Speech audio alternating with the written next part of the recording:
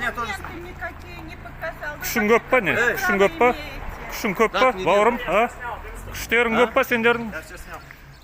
Кеттік тіл қазақ Я тілі. екі тіл бар досым. Енді қайда? Екінші тіл қайда? Екі тіл бар. Екінші тіл қайда? Мен қайда білейін? Қазақ тілі қайда? Маған сұрама, ана жерде жаздың, кім жазады? Қазақсың ба, қазақ болсаң сөйле досым қазақша. 500 жылдық тарихы бар қазақ саған мазақ па?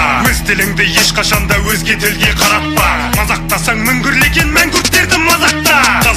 Ассалаумағалейкум.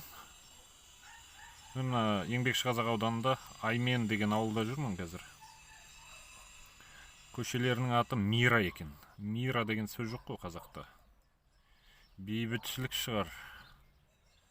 Осыны Аймен ауылының әкімшілігі назарына алатын шығар деген ойымыз бар. Қазір осы ауылдың ішін тексеріп көреміз.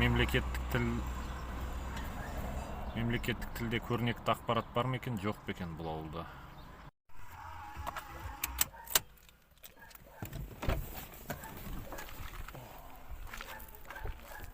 Ассаламу алейкум.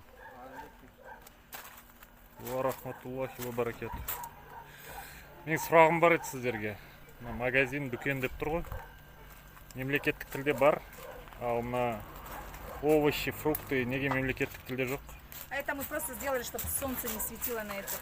Жоқ, мемлекеттік тілде ақпарат Я жоқ қой. поняла, да, но мы же это не для этого вешаем, а вот чтобы от солнца загораживать. А вот это же есть, вот дюкин на казахском есть. Это мы загораживаем. Мынаушы, мынау. Бергенші. Что там? Мемлекеттік тілде қайда ақпарат? Это просто я работаю по мусорке, для себя я сделала, то мне приходится. Мынаушы. Что там? Мемлекеттік тілде ақпарат қайда? Нету, мы же недавно открылись, теперь сделаем на мемлекеттік. Қашан жасайсыздар? На днях сделаем. Мемлекеттік тілде сөйлемейсіздер ме? Понимаем, чуть-чуть Қазір разговариваем. көрейінші мен дүкеннің ішіне. Жазу жоқ қой мына ішінде. Мемлекеттік тілде. Можете нас? Пожалуйста.